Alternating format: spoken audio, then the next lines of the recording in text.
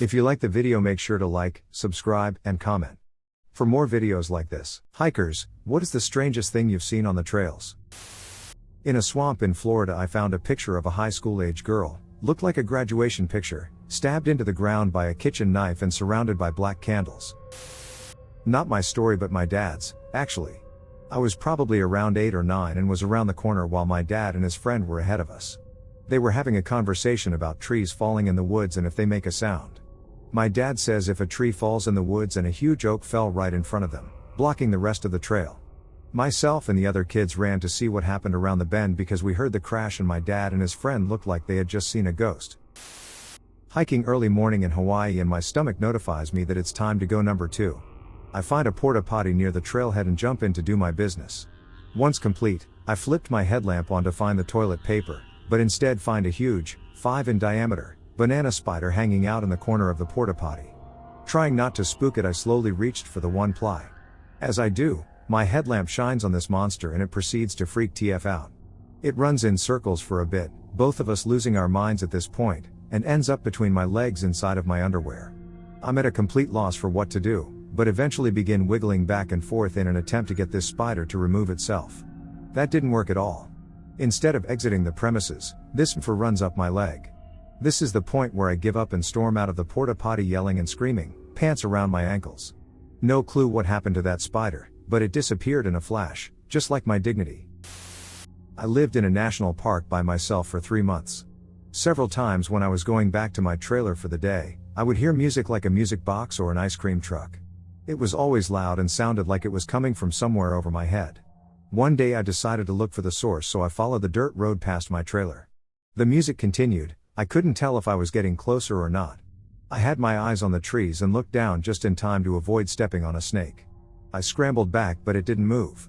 I realized it was dead and it wasn't alone. There were half a dozen dead copperheads stretched out in the road, looking in the same direction. I went back to get my car because I couldn't bring myself to step over them, but by the time I got my keys, the music had stopped and I didn't hear it again. I was solo hiking in the Colorado high country once. It wasn't a 14er, but it wasn't a walk up a molehill either.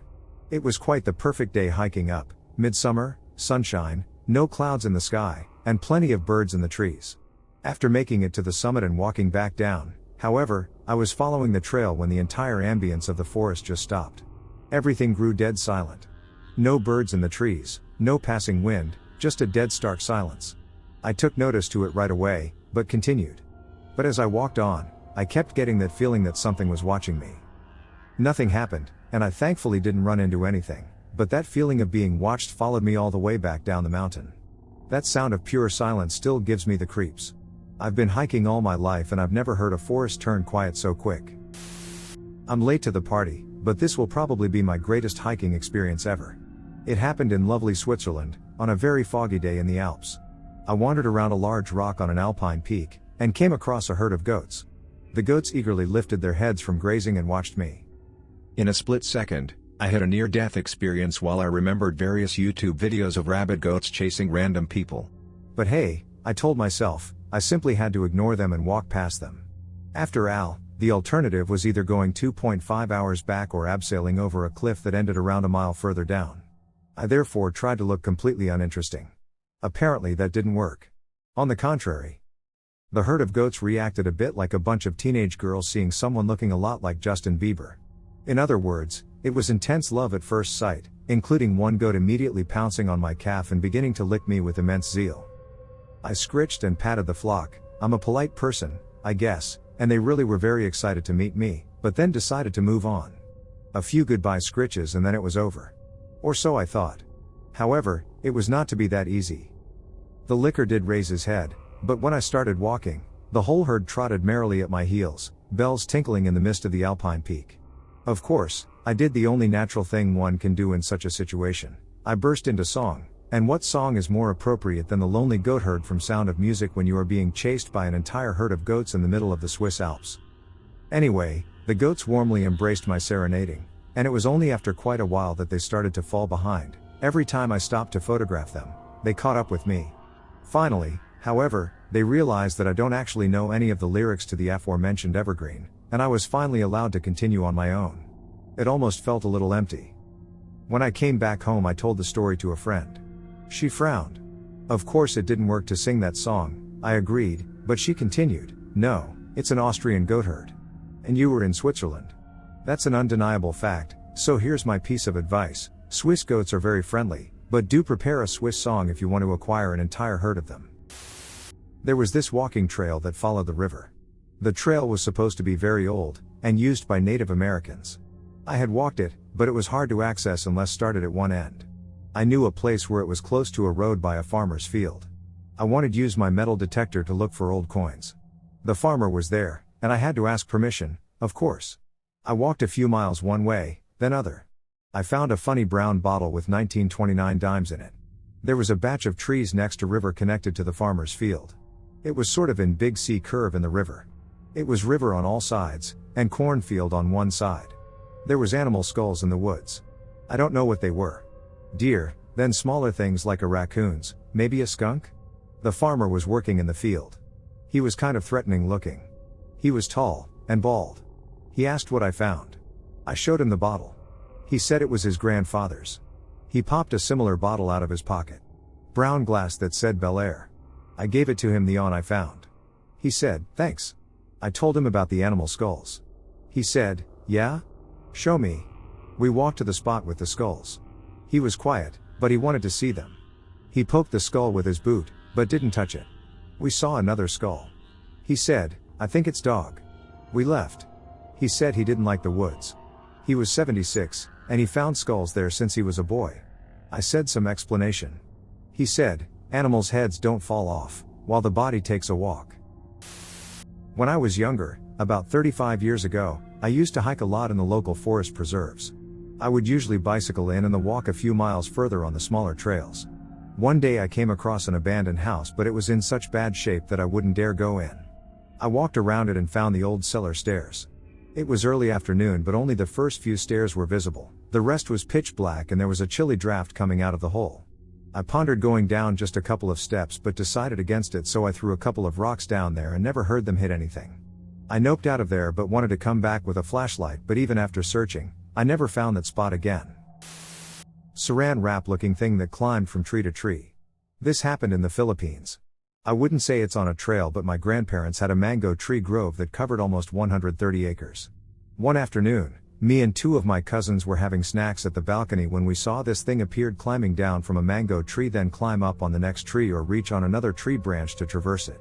It was hard for us to describe it at that time, but to the best of my memory, it was a flat, freeform see-through looking thing that can stretch and used its four corners to grab onto branches, hence why I called it saran wrap. One of the weird part is, this thing looked as light as feather, but when it grabbed the branches or if it was on a branch, the branch crackled as if it had tremendous weight. Another weird thing is that, the grove is usually noisy with birds chirping, but when this thing appeared, it was dead silent. That evening, we told our uncle and grandpa of what we saw. My uncle grabbed a dried stingray tail from a cabinet and hanged it on wall in the balcony. My grandpa told us not to hang out there anymore after 6 p.m. We asked our uncle what was the dried stingray tail for, and he said it's to drive bad spirits away. Back in 2015 I was on a hiking trail in Arizona. I have hiked a lot in worse terrains in Europe, so I wasn't too worried about doing it alone. It was almost getting dark and I was at an eerily deserted stretch for what felt like hours now.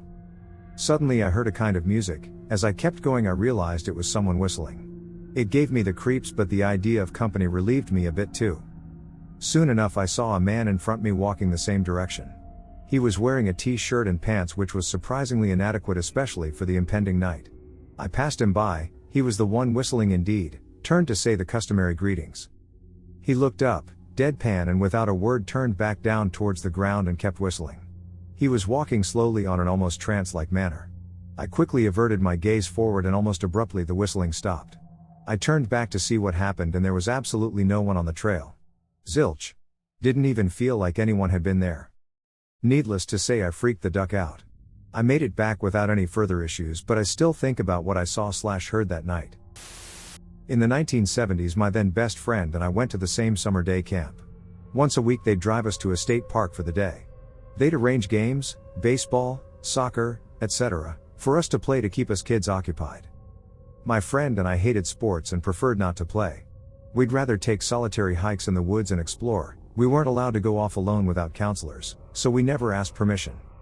One time we came across a milk crate filled with cartons of milk. Right in the middle of the woods.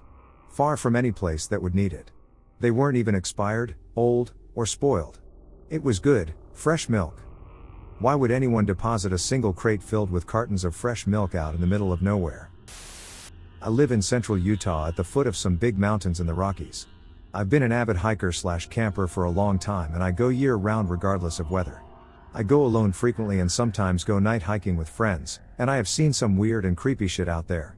Some of it could have mundane explanations, but I've seen some things I don't know how to explain. I was exploring a new trail I'd never been to before near the Lake Bonneville Shoreline Trail, and I was having a lovely time until I come to a long straight section of the trail and I can see up ahead are two trees that look like they've been propped together to create an incomplete archway over the trail, and on the tip of each tree was a deer skull, placed so that if you walked in the center of the trail, they were both looking down at you as you passed them. Seeing this obviously set off some alarm bells. I kept walking, but you can bet I kept a firm grip on the handle of my big ol' knife I keep with me while hiking. Moments after I passed the archway with the skulls, I started getting chills all over and I felt like I was being watched. I also remember it suddenly got very quiet in the woods where moments before I could hear birds and the chatter of small animals in the brush. Anyone who is an experienced outdoorsman can tell you that sudden silence in the woods is not a good sign, generally means there's a predator of some kind nearby. Almost feels like the whole forest is holding its breath to wait for it to pass. I only made it like 20 feet past the archway before the bad feeling in my gut convinced me to turn around and leave. I felt like I was being stalked/watched the whole time I was going down the trail, until I got closer to the parking lot. I didn't see a thing though. To this day I have no idea what that was all about, but I'm glad I listened to my gut and turned around. Any supernatural explanations aside, it easily could have been a cougar or a black/grizzly bear that was living out there. Or a moose. I didn't see or experience anything other than the feeling of being followed/watched. When you're out in the mountains alone though, you trust that gut feeling. I wasn't exactly hiking, but I was walking through the woods at night. Hope this counts. So I 13/F many years ago, early 90s, decided to sneak out of the house to meet my much older boyfriend. Gross, I know. I left around 10 p.m. and returned 4ish maybe? I just know it was still super dark. Coming home all of a sudden I was worried about someone seeing me. I'd quie. So to get from his neighborhood to mine I either had to walk along the highway or take a path through the woods. So I decided to take the woods. I have taken the path a million times. I was confident I would make it, until I got in there.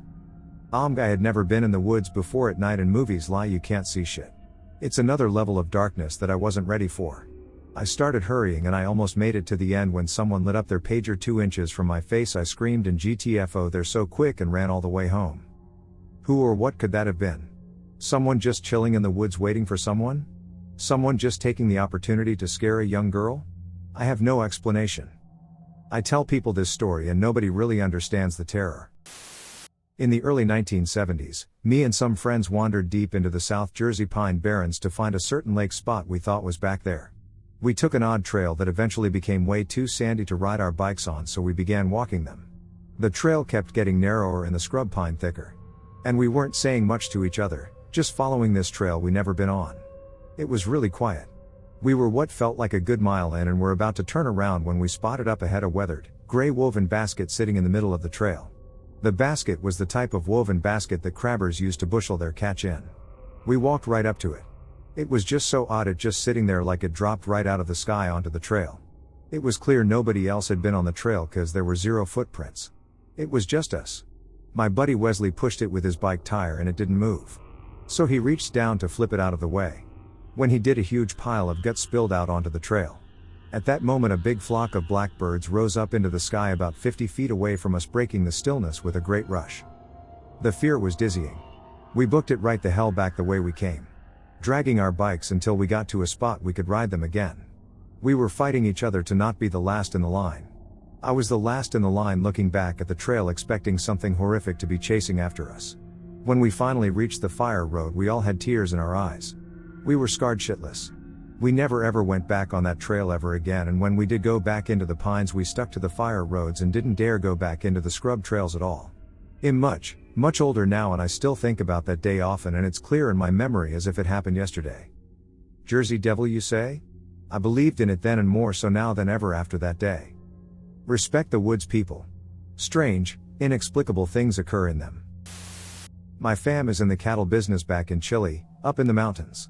One early morning, 5 a.m. or so, my dad and I were driving to our ranch when we saw a dog run across the road and make a clean jump over a 7 feet tall wall.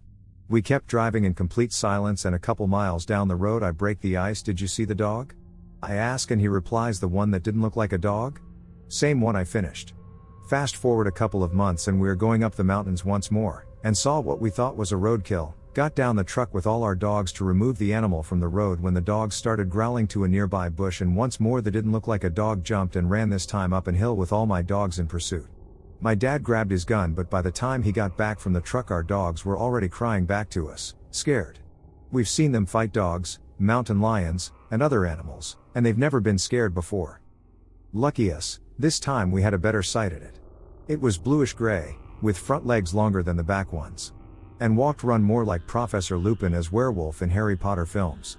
Up to this day we wonder what was that thing. He was hiking on a trail near the Olympic mountain range in Washington state with a few friends.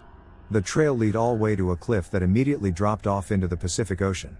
On the way back the sun had gone down and it was nighttime. His friends and him then spotted a group of about 4 people huddled surrounding what seemed like a campfire, but they couldn't tell for sure because they were huddled around it. This didn't make any sense because the trail was only a few feet wide and starting a campfire would not be safe. Nonetheless, he keeps walking closer to these people down the trail with his friends. Eventually they all call out to get these people's attention so they can move off the trail and let them pass. No response.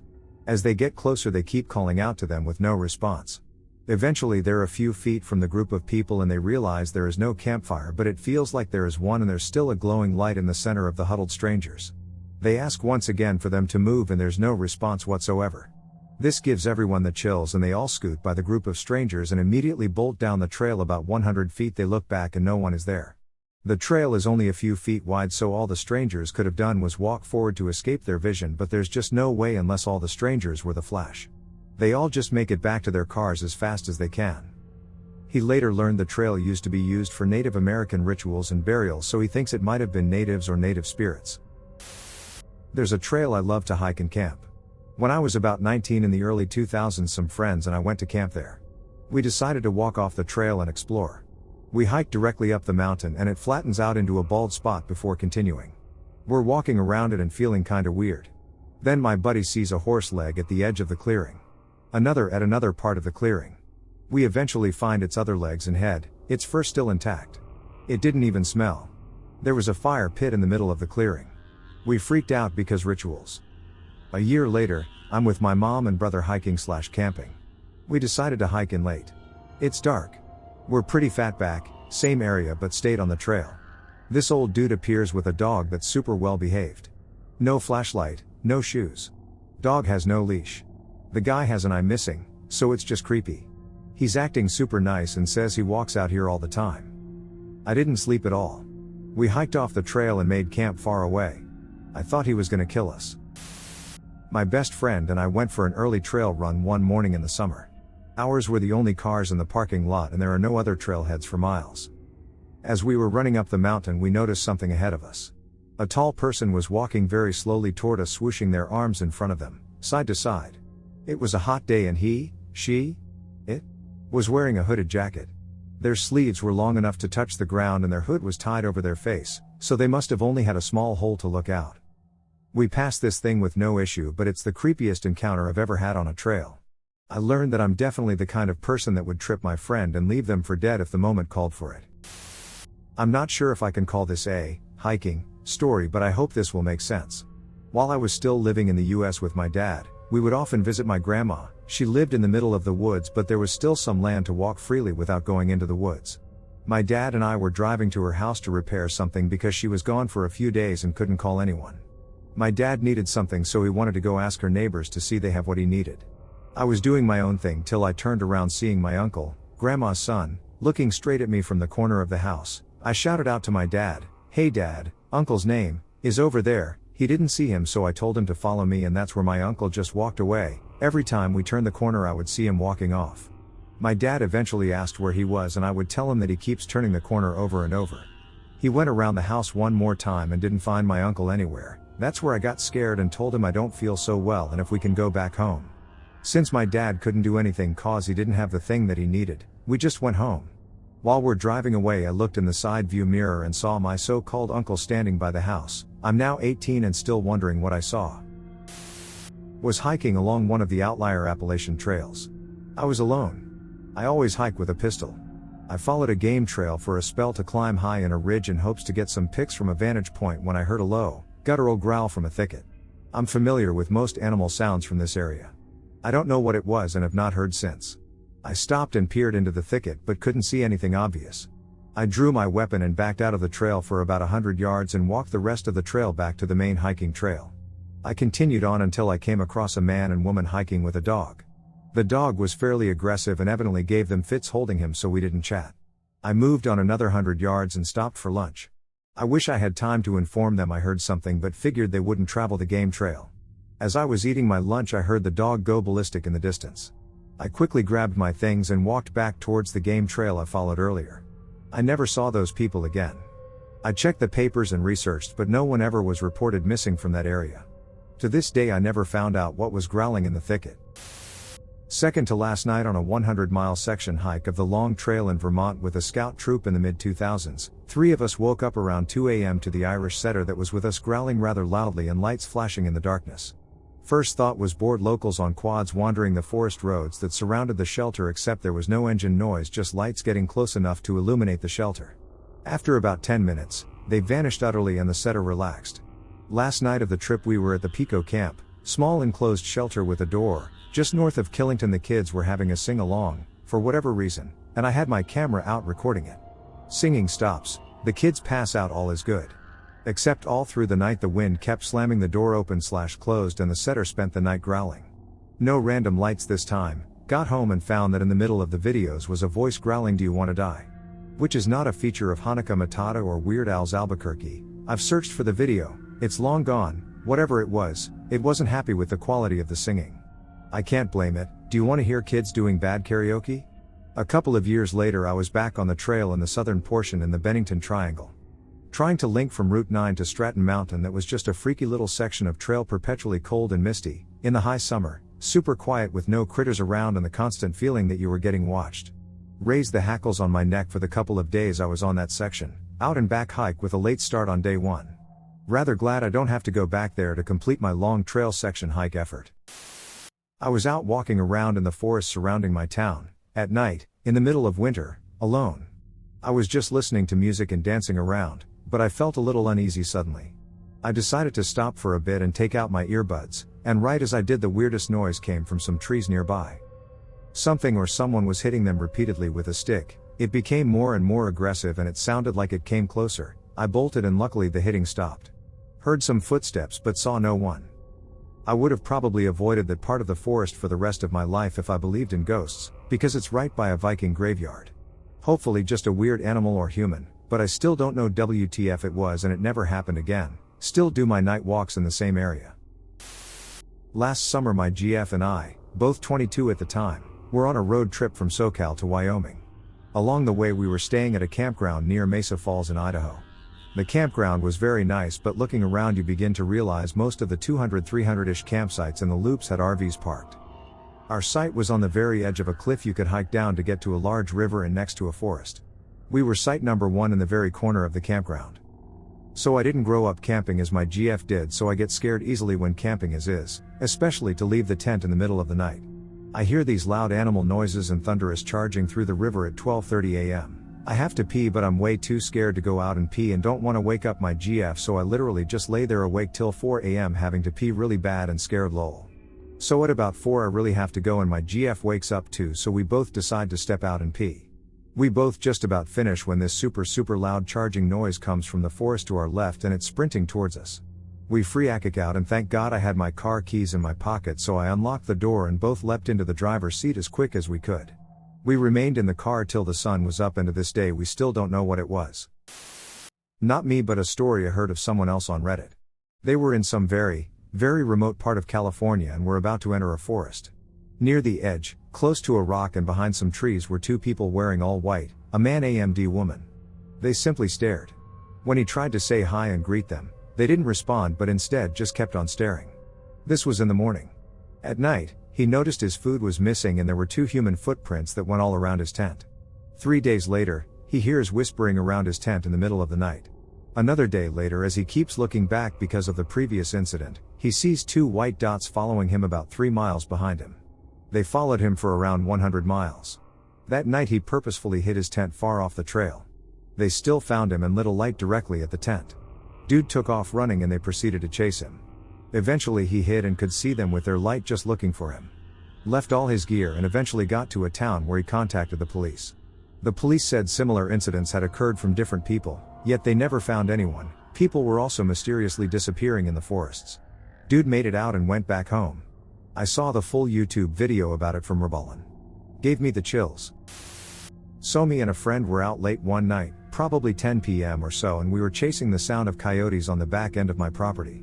We had a suppressed 22 and we were going to see if we could catch one with that and hopefully drive the pack away from my chickens. Well, we found a nesting spot for a group of deer when we were making our way to the back of the property. If you haven't seen this, it's basically just a flat spot and a patch of grass, or sometimes in the woods and in this case a tall patch of grass. Well, anyway, we're coming up past this spot that we saw a nesting area and we see this beautiful buck. It's not hunting season, and we're not equipped to deal with it even if it was in addition to the fact that it's nighttime. So we just take the opportunity to enjoy looking at this beautiful 6 to 8 point buck when he turns and looks at us. Now we're probably 75 yards away from him looking over tall grass coming through what is probably his nesting spot or the nesting spot for some of his doe. Now it's not like he's going to be protective over the spot or anything. We actually expected him to take off and run as soon as he noticed us. But he didn't. Instead, this 5.5 foot tall, probably 200-pound specimen of a buck starts stamping his front and back feet alternatingly. He's making this crazy wheezing noise like a person breathing through a plastic tube. It's pretty unsettling. I've never seen an animal act this way, let alone a deer. Compound that with the fact that me and my friend are out here in the dark.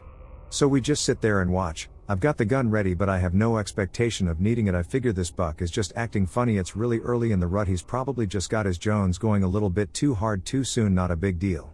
Until the damn thing starts spinning. Just hold on, full speed spinning in a circle, and then I swear to God, there's no making this up, the damn thing starts laughing.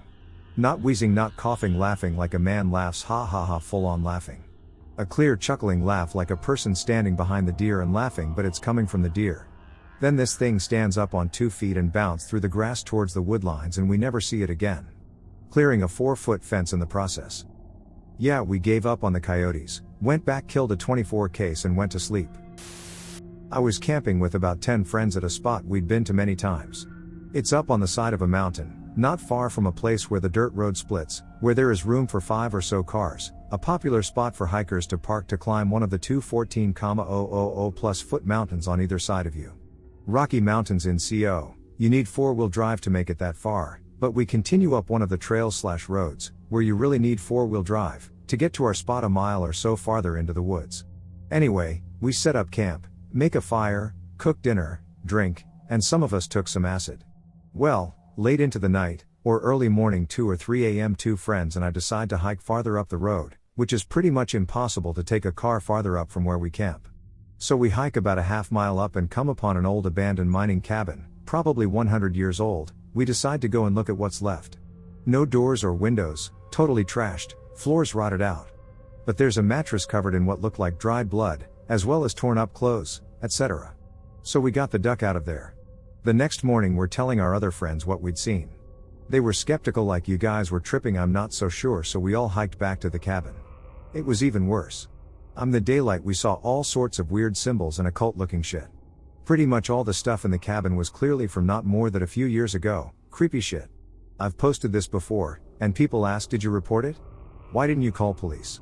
So first of all, there's no way we had service.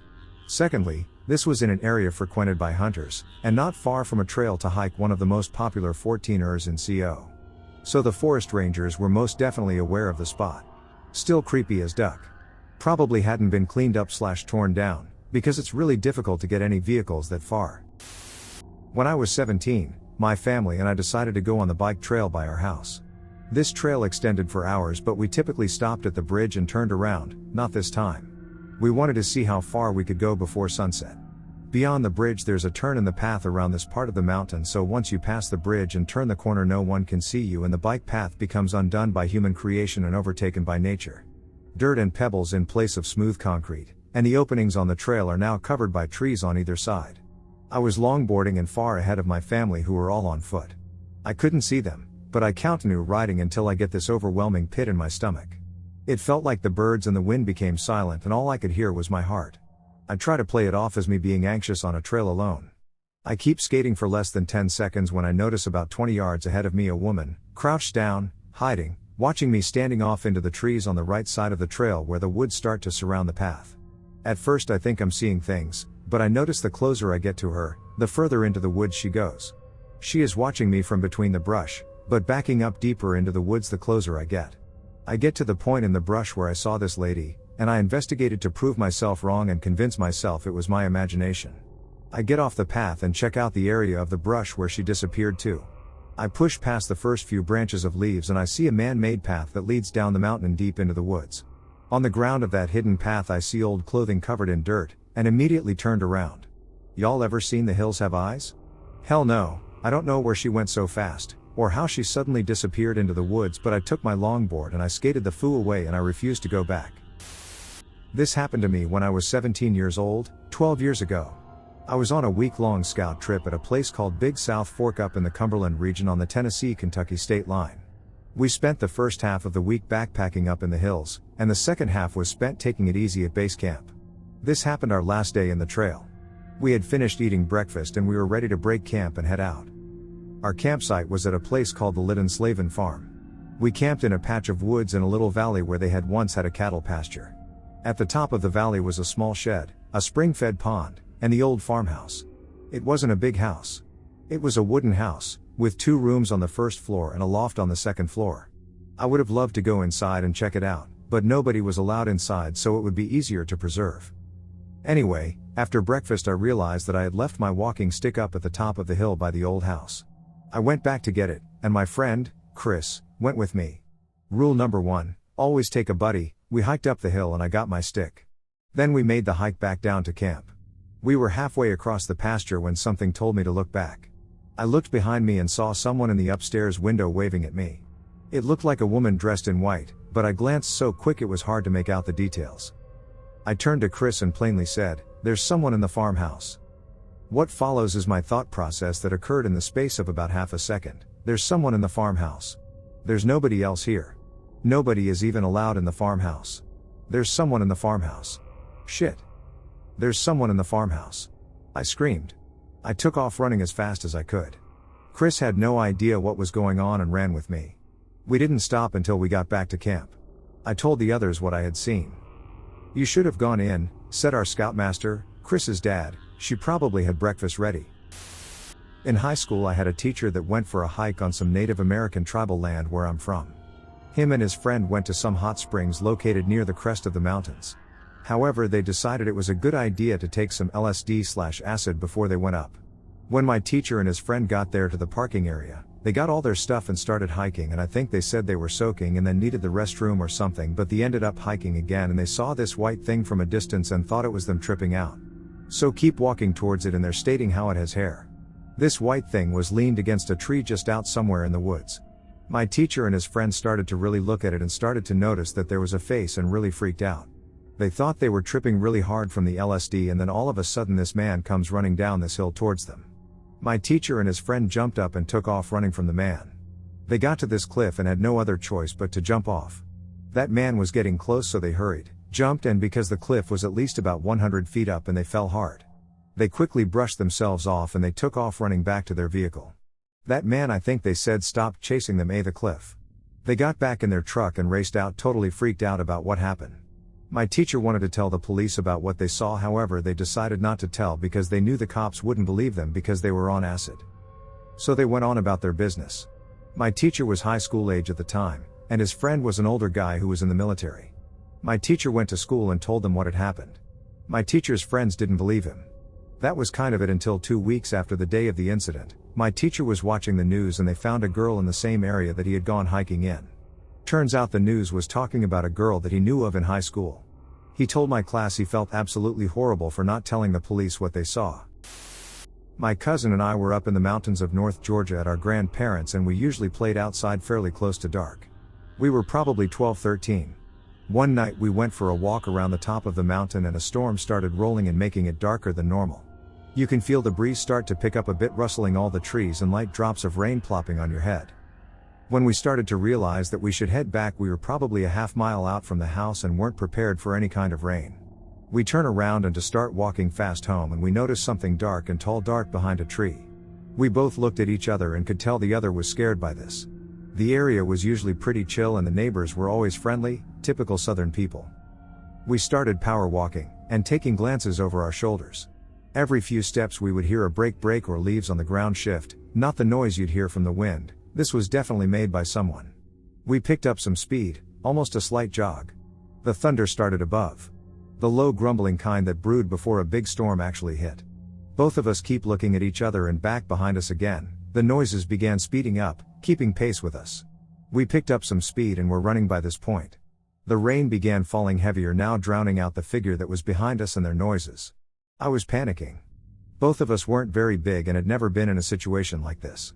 We could see the light on our grandparents' front porch through the now pouring rain. Out of nowhere, a giant lightning bolt struck the tree on one side of the road, splitting the branches and causing them to crash on the ground.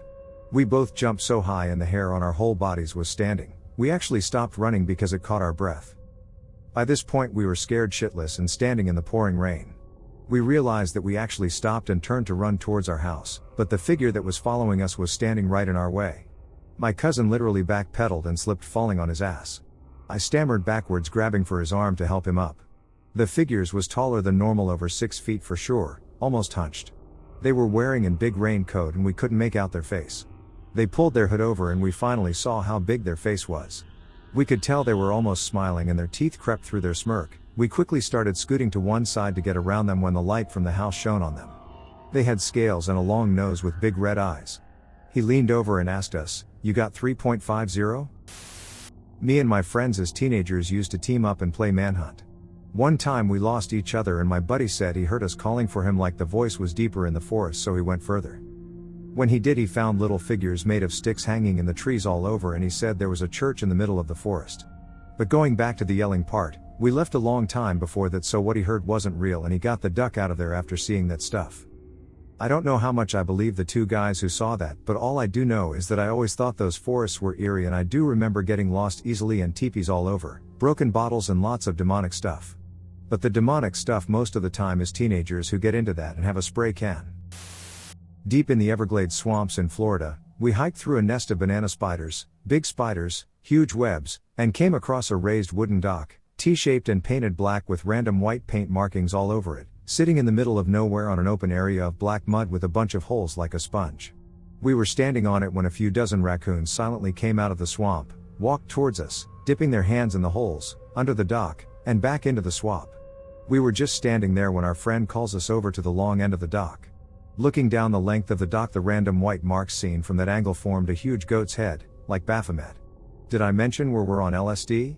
We stood there for a while trying to figure out if we had slipped into the spirit world, but decided we had enough of satanic spiders, raccoons and swamp dwellers, so we went to the beach instead.